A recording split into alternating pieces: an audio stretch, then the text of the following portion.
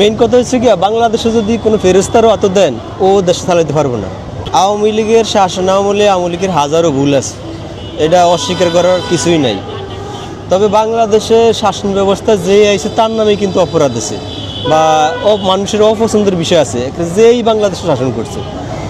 আমার বাংলাদেশের চেয়ে 116 গুণ বড় রাশিয়া। রাশিয়াতে মানুষ 14 কোটি আর বাংলাদেশে মানুষ 18 কোটি।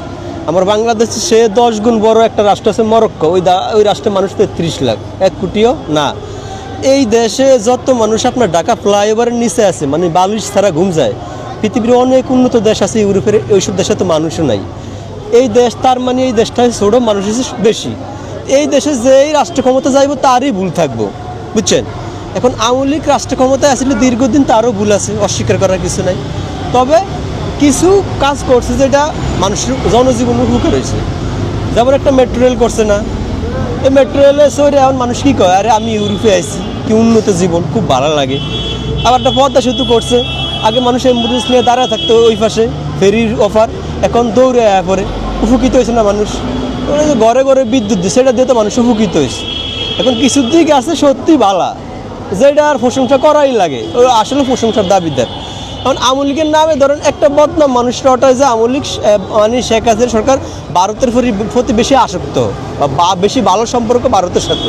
এখন বিশেষ করে ভাই, এই পৃথিবীতে তৃতীয় বিশ্বযুদ্ধ বাঁচতে বেশি সময় লাগবে না, সর্বোচ্চ 5 বছর।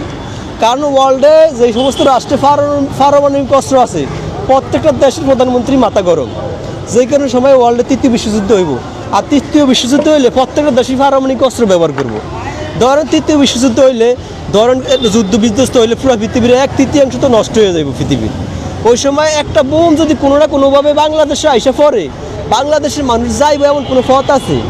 আমাদের দক্ষিণে নাপ নদী আছে, যেটা মায়ানমার, একটা বৌদ্ধ রাষ্ট্র, ও আমার জায়গা দিব না। আবার আমার সব সাইডে আছে কি ভারত।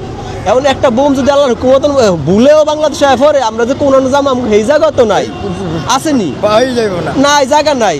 কারণ ভারত আমার পাশে, সব সাইডই ভারত, একটু সম্পর্ক থাকতেই পারে। কিন্তু কথা হচ্ছে কি, বাংলাদেশের মানুষ এটার ওভার কিছু মনে করে।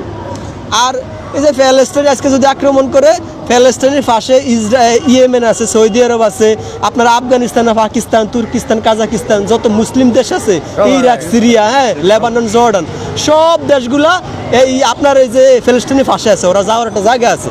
কিন্তু বাংলাদেশের মানুষ ও একটা বোম ফেলে যে যাইবো, এমন জায়গা আল্লাহর হুকুম নাই, কই যাইব? ভারত যদি তার সীমানা বন্ধ করে যাওয়ার কোনো জায়গা আছে?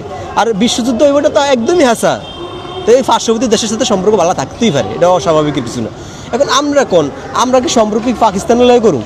কারণ আমরা কোন কি পাকিস্তান আমাকে ভাই, তো ভাই হইলে 71 সালে আমাকে ভাই আসিল না? এরা কম মানুষ মারছে এই দেশও, কেন? এটা কোন ধরনের ভাই? আমাকে যে এরা ওপেন গুলি করে মারতে পারে, এরা আবার ভাই হয় কেমনি? পাকিস্তানের ইতিহাসে এমন কোনো রেকর্ড নাই যে একজন বৌদ্ধ একজন ইহুদি মারছে। অনেক দেশের রেকর্ড আছে তারা মুসলমান টুকু মারছে, তারপর হেয়ারা ভাই হয় কেমনি? আমার এটা বুঝেই ধরে না ভাই।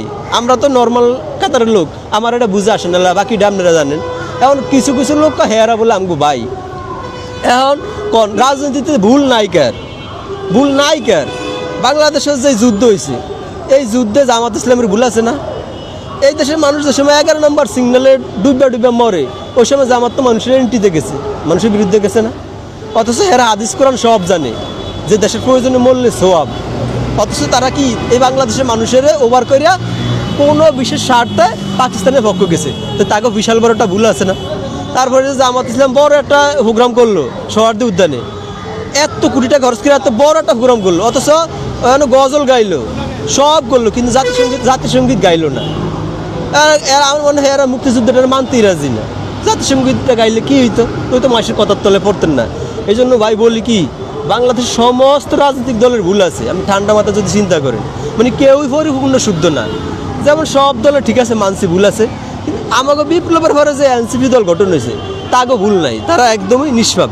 কিন্তু আজ জনগণের জিজ্ঞান তো এনসিপি সম্পর্কে মানুষ বকা দিব, কারণ এনসিপি ভুল নাই। আপনি দেখেন না এনসিপির নেতা কী অবস্থা। এমন রাতারাতি যদি কেউ পরিবর্তন হয়, মানুষ তো কইবি যে আপনি টেয়া পয়সা কই পাইছেন, কইব না?